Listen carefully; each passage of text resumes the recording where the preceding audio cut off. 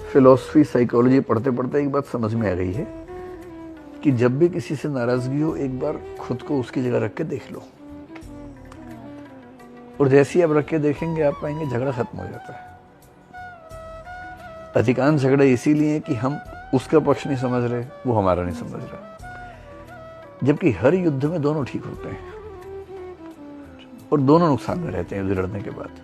तो अगर आप एक बार थोड़ा सा अपने आप से हट के उसका पक्ष समझ लें तो बहुत आसान हो जाता है। जिसको आप नाराज समझ रहे हैं क्या पता वो डरा हुआ हो,